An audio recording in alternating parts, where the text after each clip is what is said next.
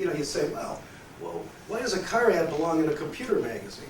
Well, why does a cigarette ad belong in tennis magazine? Tennis is a health and fitness kind of thing.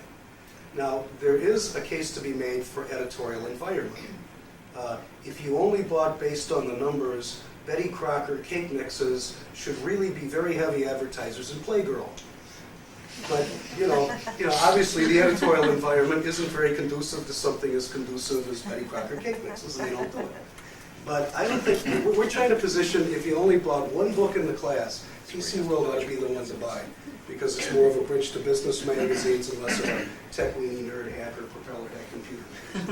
And also, it endorses to the audience of the magazine, because we've got all the basic issue in the high-tech market right now is people are taking their dollars, limited dollars, and trying to reach broader audiences, so they move into bigger books or bigger media, whether it be TV or whether it be bigger consumer books. And we're having to fight harder for that budget, is what it is. But when you have non-endemic advertisers or out-of-category stuff like Chrysler and Chevy and what have you, run pages in our book, it validates for the high-tech advertisers the value of this audience. So it's a very interesting reverse validation of the fact that if the major car companies and consumer companies and what have you, Financial Review, American Express, and hotels see the value of our audience, and these people are trying to find this audience in other books, it really is kind of a neat way to further validate the strength of the publication. Conversely, when the high-tech advertises in New Yorker magazine, are they finding value in advertising in those non-traditional books? Well, we hope not. We try to convince them that they're not. They don't. The only thing we really hear is, and it's not surprising, is when somebody launches a product and puts an 800 number in it and puts it in the Wall Street Journal, that they'll get calls. Now, whether they get sales from that, they really don't know, but they know they get calls. And I don't think that can really validate if they're getting a response from those types of books. A lot of it's ego. A lot of it is stock price driven. I'll run in Business Week, so the analysts will see my company and think I'm a big company, and they'll evaluate or escalate the value of the stock in my company. Have any of your current IT or high-tech clients questioned bringing non-Indigenous advertising to the magazine? Hasn't happened. The other thing is the home books. Like a Wired, up to half their ad base is non-endemic stuff. Yeah. So part of the thing we'll look at a little bit, we're going to look at part of the presentation. And computers have become so mainstream in America. 40% of all adults use a computer. About 20% of all adults use one at home and at the office. That's a lot. It's just part of the way things happen in this country now, And the big question from a marketing point of view is, are PC users any more interesting as a buying segment of the population than non-users? And as a matter of fact, they totally are. They make more money, they tend to be better educated, they tend to be shopping for a wider variety of products and tend to spend more on those products. So how do you get their attention? Well, as is the case with most high demographic groups, they tend to be light television viewers and heavy magazine readers. And when you drill into what magazines they read, overwhelmingly it's computer magazines. During the 70s and really the 60s, special interest media like Popular Photography, Stereo Review, Car and Driver, Buff Books were all the rage for consumer product advertisers. The idea was there's less leisure time. When Americans had what leisure time they had, they devoted to their hobbies, and they would read magazines pertinent to their hobbies. And when we see consumer accounts, we talk about PC World being like special interest media squared, right? There are people who work all day, and on the weekend they take their cameras and take pictures. There are people who work all day, and on the weekends they tinker with their cars. Or they work all day and mess around with their stereos on the weekend. Man, I got people that compute all day at work, compute all night at home, and on the weekend they compute, right? The need to know is huge. So they're attracted very much to this class of media. And you have an opportunity to influence them about your brand and product message. But anyway, that's what's happening on that end. I probably should put some things together because it is sort of a new thing we're doing, but it's working out very well, and we will continue. But the point here I wanted to make was, if you went back 5 or 6 years, it would have been much flatter. We didn't have a lot of management, but we had a lot of reps. Now it's kind of more vertical. The idea is to sell people at all different levels with all different level people from our organization. So any questions on how we're organized? And this changes, by the way. I mean, this has to be nimble and flexible. 2 years ago, we had somebody out here who was a national accounts manager, whose job it was to run around and call on 30 of our biggest accounts. The program didn't work particularly well, so we shifted gears and moved that. 2 years ago, Kevin Normando was out in the East, right? He was a salesman in Boston. Then our revenue split changed so that where once 60% of our revenues came out of the East, that had dropped to about 40. And where once, like 40 came out of the West, that went up to 60. So we decided to move Kevin from Boston out to where the most growth was in our particular market. You can't put one of these together and then forget about it. They got to be, living, changing, evolving things. Sort of like life on Earth, only more important. Okay. Let's talk a little bit about why people advertise in the first place. This is just basic marketing. A lot of people expect too much from their advertising. I ran those ads, my business didn't go up, and I'm going to fire my ad agency, or I'm going to change my media schedule, or something. But the fact is, to make a sale really involves a blend of different strategies, what they call the 4 Ps. Number one, if your product doesn't have the right attributes, if it's slow, if it works lousy, if it doesn't have the kind of features that the market wants, it doesn't matter how much advertising you do, it's probably not going to sell very well. So there are people who spend a lot of time thinking about what the nature of the products they market should be. Then once they've got that figured out, there's price considerations.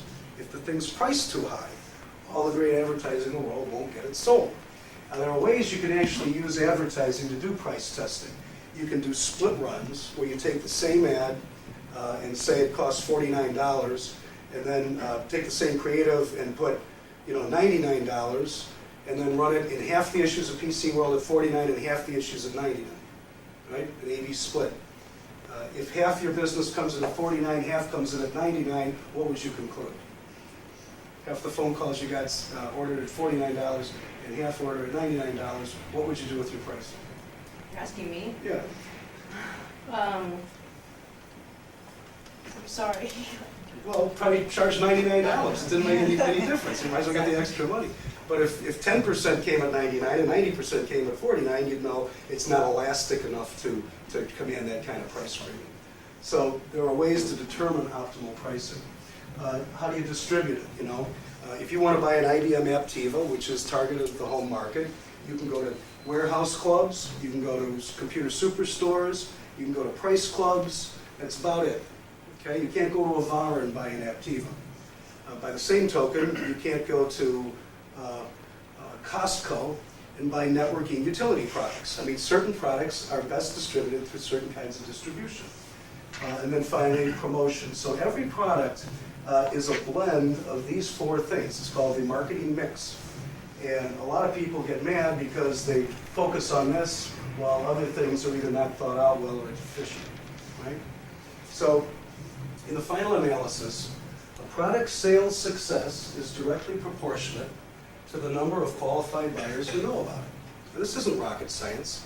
If 1 million people know about your product, you're going to sell a certain amount of it. If 10 million people know about your product, you're going to sell 10 times as much. This is a pretty basic thing. Products must be known to be considered and must be considered to be bought. The IDG research says when the average person goes into a computer store to buy a PC, he has an average of 3 brands in mind, and 94% of the time, one of those 3 brands will be bought. Very rarely do they change their mind based on point of purchase displays, what the retail salesperson tells them. A valid marketing goal is to get into this consideration set, right? Advertising can help you do it. Whether or not you get bought is going to depend on a lot of other things. And then a lot of people rely, as I just said, on their resellers to do their selling for them. And we have a saying, you don't sell to resellers, you sell through resellers. You can stock those shelves, but if they don't sell out the shelves and reorder, you're really not having a successful marketing campaign. So, any questions about that? Any thoughts, Mr. William, Professor? Price. Is there very many advertisers that do the A/B search? Doesn't happen very often, but there's often a lot of research that goes into a marketing campaign that's done outside of the publication. So maybe focus groups where they ask how much would you be willing to pay for something that does this. Sometimes they'll have a test market, Kansas City, right? They'll put it on sale at a certain price in Kansas City, a different price in Omaha, and then compare sales in the two regions. But it's difficult. It's a difficult thing, especially with new product campaigns where there's no benchmark. If you're coming out with a PC, you can look at what all the other PC vendors charge for a similar product. If you're coming out with some kind of weird camera that's never been done before, it's kind of tough to do that. Your other thoughts? Okay, so that's a little bit about why people advertise, why they spend all this kind of money. No. So, how do we sell advertising? Okay, they've got a product, they got their pricing figured out, they got distribution in place, they've got the products in production, it's got the features that it's going to have. Now it's time to decide, where to advertise. Well, first thing is something called a media mix, which has to do with how much you use TV, radio, newspaper, or magazine. Right? Now, let's just assume they figured all that out. They're going to use magazines. Which magazine to use? This is a structure that was really developed at Civ Davis like 30 years ago. And man, does it work, right? This is a terrific way to present a magazine to a prospect. Melissa knows, Rich knows, I know. We all used to be there. Anyway, what they suggest you do is open somehow to get people's attention. Describe what's going on in the market. There should be some condition in the market that vendor could exploit if they did a certain thing, which when you get way down here is buy an ad in your next issue. You describe what the buying process is. Who are the buyers? What are they like? How can you get their attention? You can make this as detailed as you want. Then put the fear of God into the guy by talking about what his competition's doing to cut his legs off. At that point, you can summarize everything you've done and establish goals for them, what they need to do to be successful. Then and only then, and I've gone from here to here, and I haven't even talked about PC World. Then and only then do you relate what's unique about your magazine and attempt to close. So somebody just give me an example of a product. Any product you can think of, computer product. Oh, we can try the ISDN, I can see switcher. Zip drives. Zip drives. Okay, you could talk about the market as saying, that PCs are becoming more prevalent than ever before, not only in businesses but also in the homes. And as people become more and more dependent on their computers, their need to back up data increases. But it's not all buyers that have a need to back up data. See, I've already just briefly described the market and then bridging into buyers. The buyers that need to back up the data the most, logically, are those that use their computer the most, right? So your goal, and the goals, I shouldn't say goal, but people who need to use their computer the most represent the most potential for zip drives. Now the problem is Hewlett-Packard has started to envy the success that you guys have enjoyed, and they're about to launch a monster line of competitive products, and they're targeting heavy users of personal computers. So just to summarize quickly, the market potential for zip drives is terrific as more and more consumers' computers get sold. The problem will be isolating, finding and selling people who are heavy users of computers as opposed to light users of computers. You'd better do it fast because your competition is catching up for you. So why don't we just establish some goals? What Zip Drive needs to do is reach and sell a steady stream of the heaviest users of personal computers. That's why I want you to know that the average reader of PC World has been computing for 8.5 years, spends 29 hours a week computing, and just under half actually do their own programming. They represent exactly the kinds of people who are the best prospects for Zip Drive. Additionally, they tend to have big mouths. We know that 83% of our readers routinely give purchase advice to an average of 5 other people per month. If you can get a PC World reader to buy zip drives and link them, they'll influence countless other people to do the same. So I recommend that you get an ad into our upcoming May issue. The cost is $48,000, which is a modest expenditure to reach 1,100,000 heavy users. And you got to do it in May because Hewlett Packard's going to be there. How about it? See, that's the way you could do it. Just a quick thing like this. Yeah. But, hi, Rich. What do you do when somebody says PC computing gave the zip drives to Best Buy and your editors tore us apart? It's a very tough thing. No one likes to have their babies called ugly. Our editorial team now, I can say, is reasonable enough that generally they will talk to a vendor, tell them why they came to that conclusion, and if it's an honest dialogue, a lot of times the vendor will sort of admit they're right. A lot of times they'll sort of admit Will they it's still right. buy the space? Sometimes yes, sometimes no. Well, we always say the best way to overcome bad edit, not that we have any, is good advertising. Okay. Jeff, Yeah. what percentage of people do you meet with who have already decided that they want to advertise in the magazine so you don't have to use the spiel with them? Well, there was one we called on a few years ago, and they're rich. Was it the right Maybe place? it was about 6 years. We don't get those are called bluebirds when someone calls up and says, I want to run an ad in your name. Just, Really? it doesn't happen very often. It used to happen a lot, it's very rare. Really? The people call up and say, I'm considering, I don't know which to do, we'd like you to come in and talk to us, but even that doesn't happen that much. Sure. It's really important to be proactive. Right? Good deal. Yeah, and that's why we have telemarketers on board to kind of ferret through the B&C accounts that aren't that obvious, but maybe planning big campaigns. You never know who just got venture capital.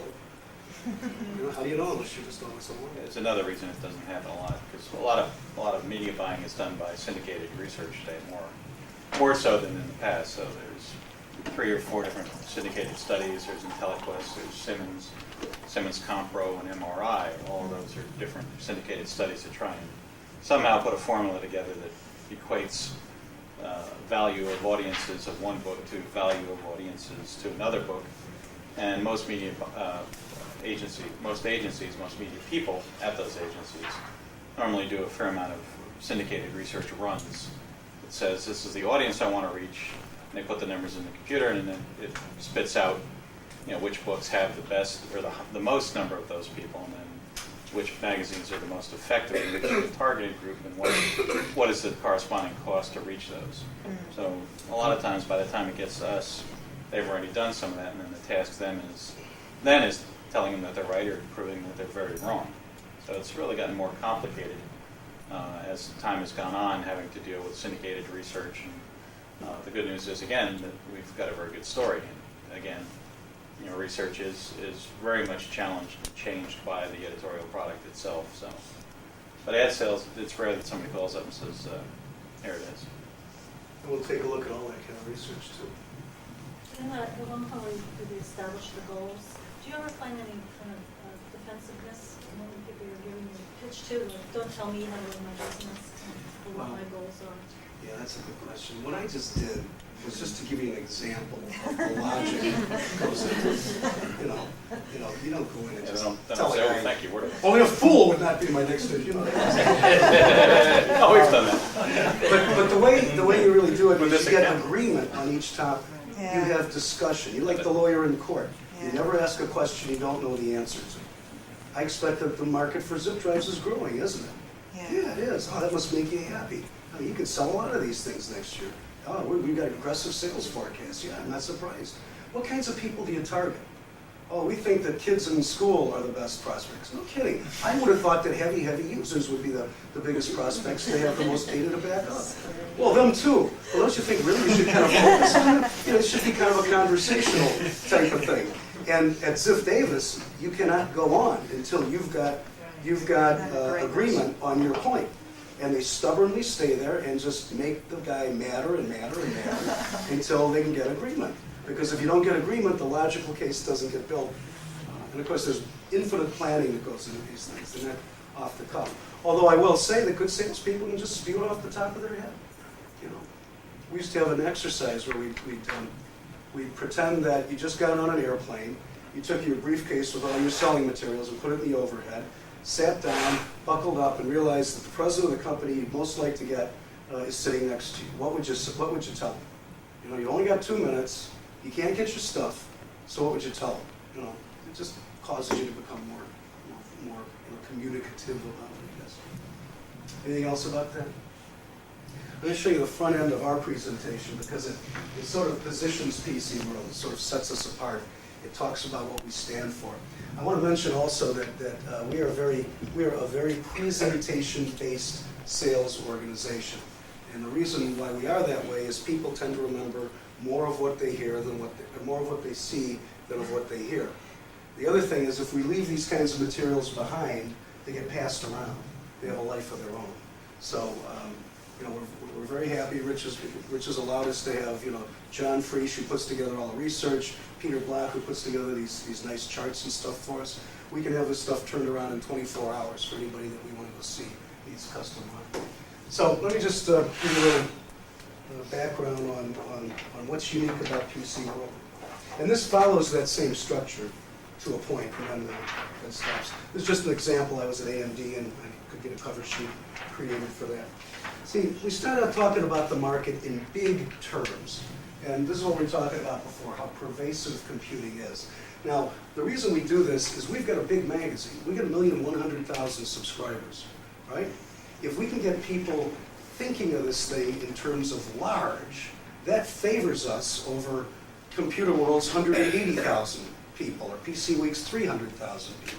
So this is here by design. We're trying to talk big, big, big, big. Now, anytime you have big markets, it probably pays to segment them. So you can drill down into them, take a look at the unique characteristics of each buying group. And the way we look at the market, we look at it three ways: the general business market, the home business market, and the home consumer market. I'm not going to talk about these two today, but we truly have a good story for both segments here.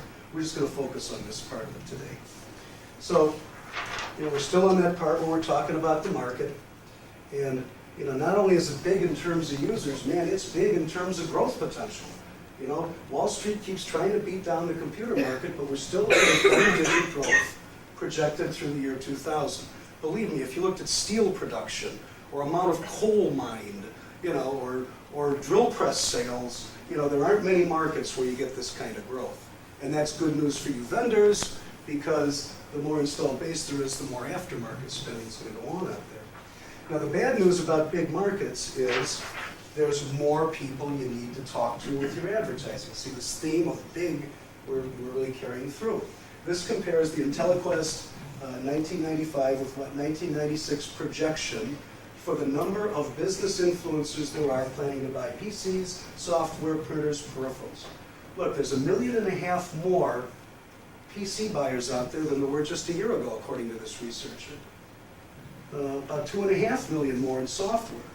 Printers, almost 4 million more people to influence with your limited advertising budget than there were last year. Tell me, did your budget go up 58% last year?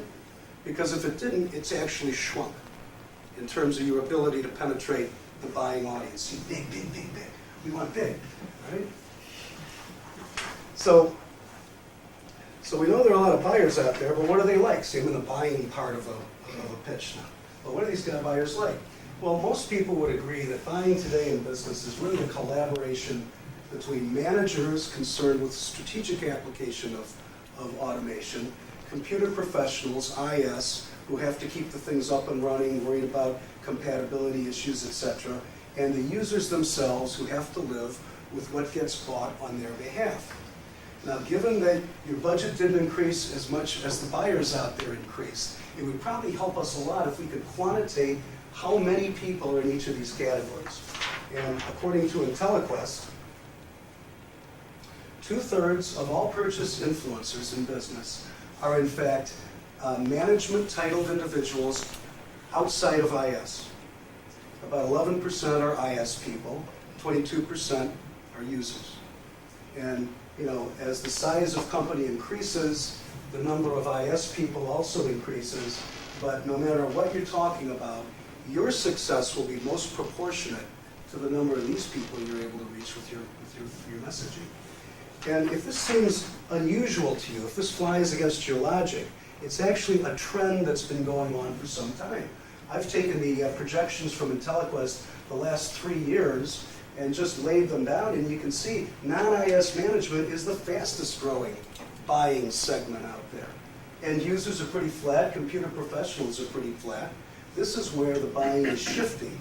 And even when you get into high-end networking products, so here the cut is business influencers involved with networking purchases, the number of non-IS managers far exceeds that of users, computer professionals, and the trend is undeniable. This is all buying process we're talking about. I just said a word about PC World. So you all think, oh, PC proficient managers, I get it. But if someone didn't know that was our position at this point, this is kind of interesting information.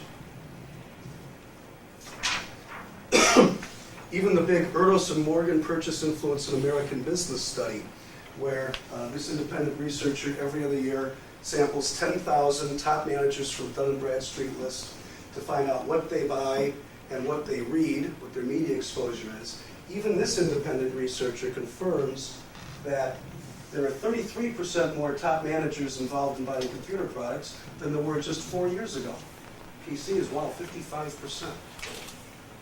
One more piece of research we want to look at comes from MRI, the big syndicated researcher that surveys 20,000 American adults twice a year, holds up logos of magazines and asks people how many of the last 4 issues of this magazine did you read.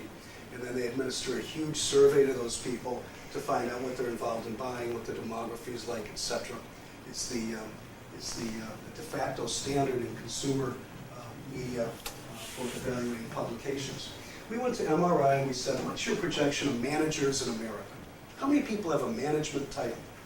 And they said, 50.3 million, this big blue oval.